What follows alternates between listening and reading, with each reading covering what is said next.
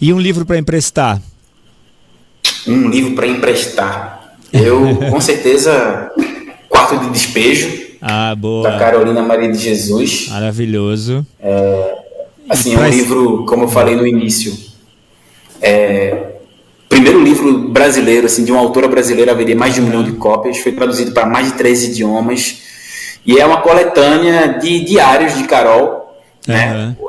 Incrível. Adalto Dantas é um jornalista da época, na época ele era da revista O Cruzeiro, ele vai numa favela, a favela do Canindé, aí em São Paulo, não existe mais, né?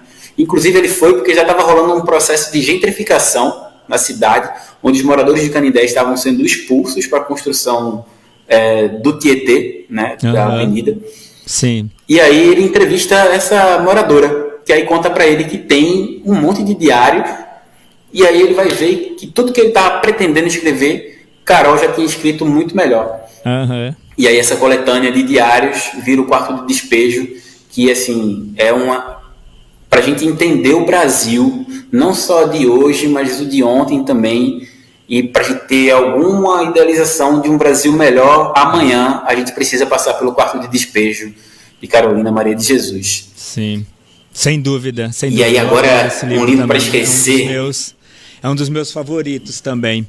E para esquecer, você tem algum? Olha, polêmica. Na verdade, tem até um vídeo sobre esse livro, que é o Presidente Negro, mas eu vou fazer até uma sugestão, assim, ao invés de ser para esquecer, vai ser um livro para a gente discutir, né? E, inclusive, pôr em xeque o próprio autor, que é o Monteiro Lobato. O livro ele foi publicado originalmente com o título O Choque das Raças, ou O Choque entre as Raças, ali no início da década de 1920, que conta a história de um cara chamado Ailton Lobo. Ailton é um trabalhador comum que compra um carro e se acha incrível porque tem um carro, até que ele sofre um acidente no Rio de Janeiro com um carro e perde o carro. Aí quando ele acorda daquele acidente e descobre que o carro foi destruído, ele deseja que as próprias pernas tivessem sido destruídas ao invés do carro dele ter sido destruído, porque para ele, pedestres são desprezíveis. Olha a ideia do Ailton. E quando ele acorda, ele não acorda em um hospital, porque naquela época não existia SUS. Ele acorda num palácio. E esse palácio é de propriedade de um cientista, de um cientista e sua filha.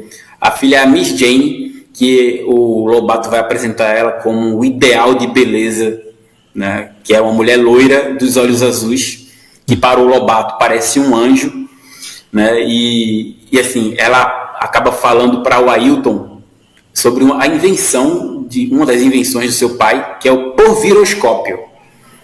E a partir daquele porviroscópio, ela consegue ver o futuro até determinada data, e ela enxerga os Estados Unidos no ano de 2228. O que acontece nessa data, nesse ano específico?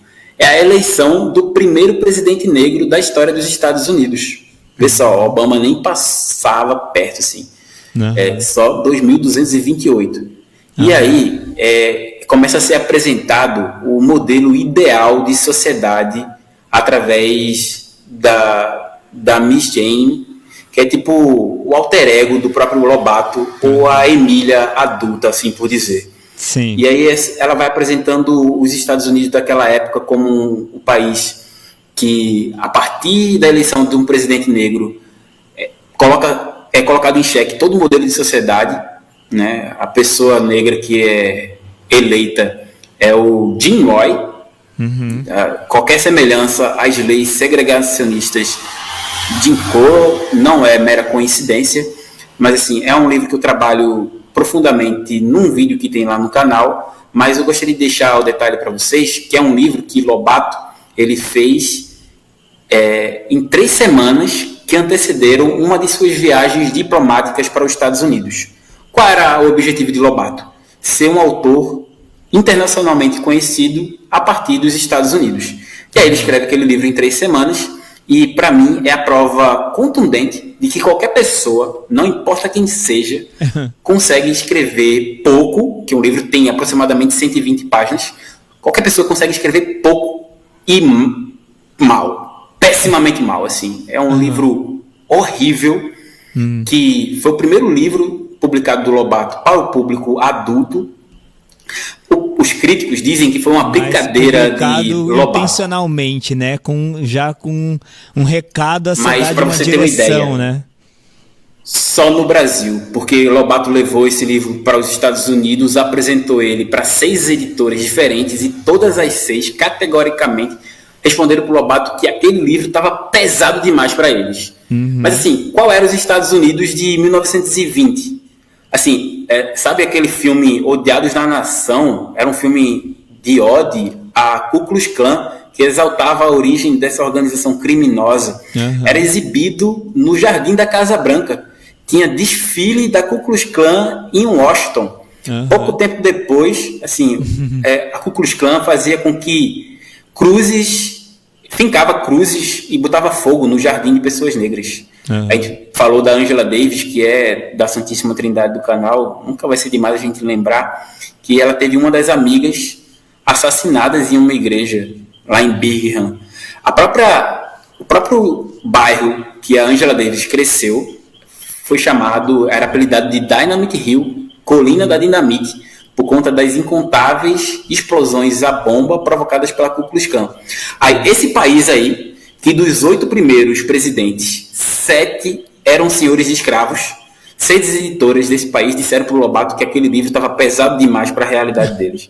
Então você imagina como era esse livro. Então, deixa eu ter a sugestão. Fato, ao invés de esquecer, vamos discutir a essência dessa obra aí, que é extremamente eugenista.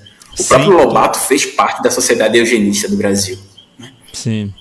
Era amigo próximo do Renato Kerr, o pai da eugenia. Já falamos dele outras vezes aqui em outros papos também, já foi trazido. Aqui em Pernambuco a gente chama de alma cebosa. Ele já passou por esse palco aqui também, tá? E nesse mesmo capítulo do esquecimento.